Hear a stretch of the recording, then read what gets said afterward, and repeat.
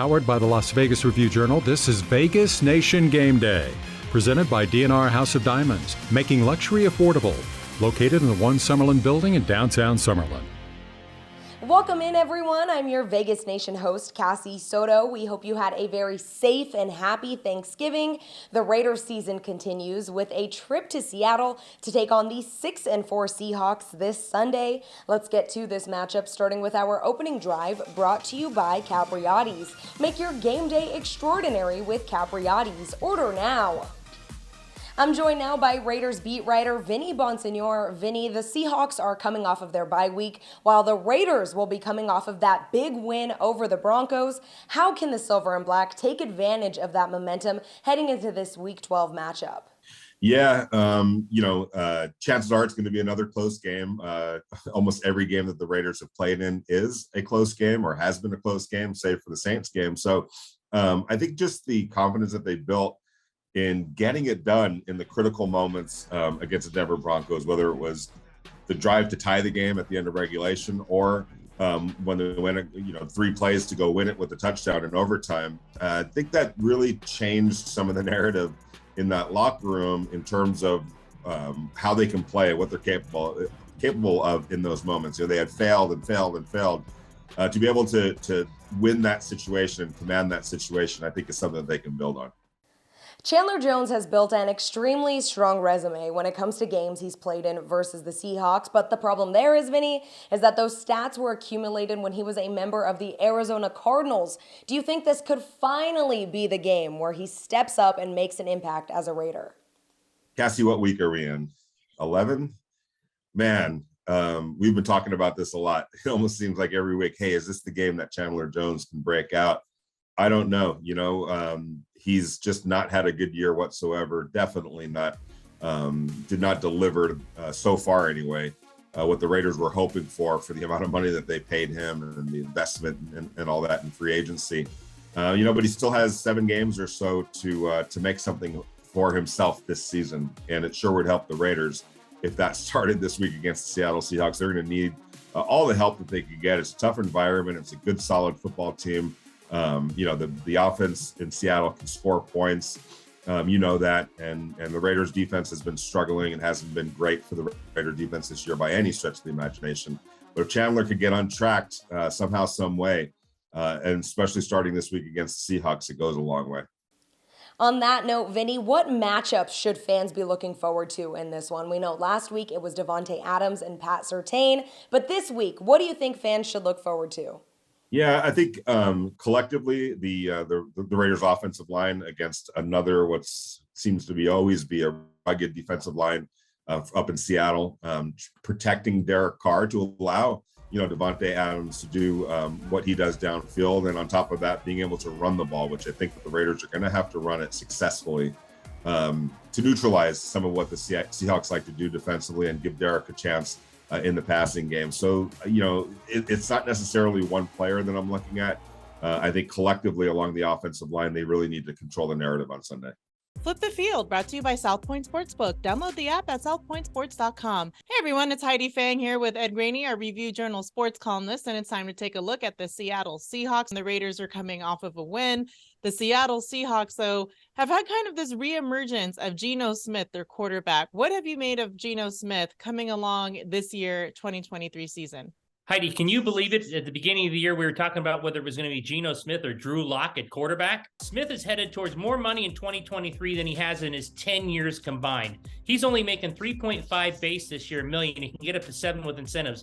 He's going to be in line for a contract, top 10 contract next year of almost over 38 million possibly. He's been absolutely terrific. 17-4 touchdown interception ratio. Listen to this, a league-leading 72.8% completion rate. He has been outstanding. The Raiders are going to have their hands full with Geno Smith, and the back end's going to have to play a lot better than it has in some games this year because he can really hurt you with the arm. He's making all the throws. He can throw it deep. They're not letting, they're not going dink and dunk with him. They're letting him air it out, and he's just been absolutely terrific for them. And I want to take a look here at what the Seattle Seahawks defense has done. Opposing quarterbacks have only had a passer rating of 83.7% against them.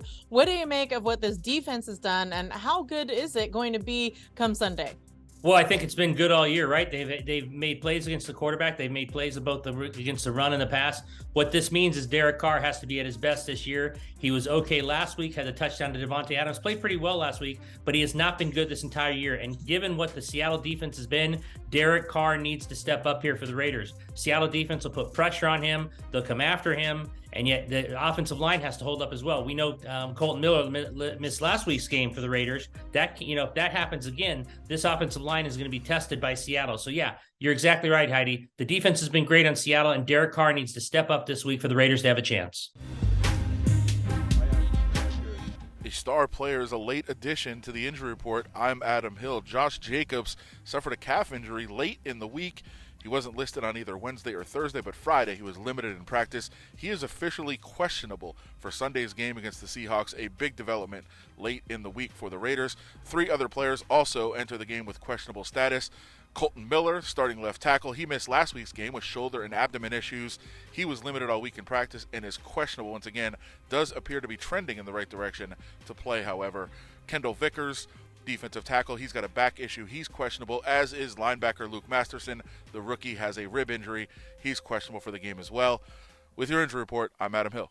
DNR House of Diamonds is Las Vegas's elite private office jeweler, the perfect bridge between internet pricing and a traditional brick-and-mortar jewelry store.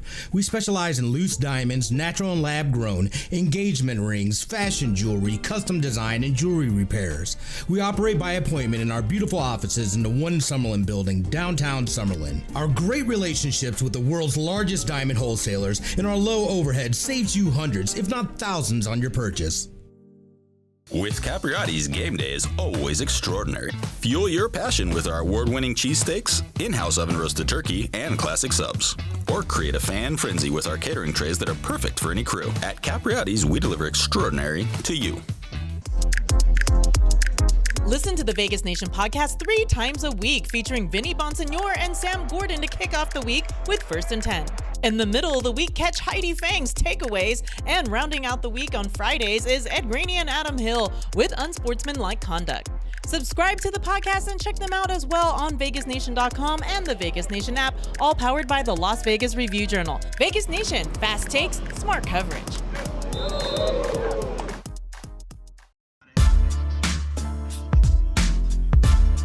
The Raiders last week faced one of the worst passing offenses in the NFL, and this week they'll face one of the best. Seattle quarterback Geno Smith is enjoying a resurgent season, and his quarterback rating of 108 is the second best among qualified passers. He also leads the NFL with a 72.8 completion percentage, and his yards per attempt of 7.8 is sixth among qualified passers this season. His efficiency has helped the Seahawks become one of the league's best third down teams, and they convert on 43.1% of their attempts to rank 9th among 32 teams. Where the Seahawks struggle, though, is in the red zone, where they've come away with touchdowns on just 48.4% of their possessions, which ranks 26th. They'll face a Raiders defense that is coming off its best game of the season Sunday in Denver, but that still has some vulnerabilities, particularly against the pass. Opposing quarterbacks this season have a passer rating of 106.3 against the Raiders, which would rank right behind Smith's, and which is the top mark this season allowed to opposing passers. Their red zone defense also allows touchdowns on a league-high 70% of opposing drives, though the Raiders held Denver last Sunday to touchdowns on just 50% of its red zone possessions. Inclement weather could also play a factor to whether Smith maintains his efficiency or whether the Raiders rise above the occasion and defend like they did against Denver. We'll see Sunday. I'm Sam Gordon, and that's the story by the numbers. Thank you so much for tuning into this week's episode of Vegas Nation Game Day. For all of your Raiders news and updates, head on over to VegasNation.com. Sunday's kickoff is set for 1:05 p.m. For our entire Vegas Nation crew, I'm Cassie Soto. We'll see you soon. Powered by the Las Vegas Review Journal, this is Vegas Nation Game Day. Presented by DNR House of Diamonds, making luxury affordable. Located in the One Summerlin building in downtown Summerlin.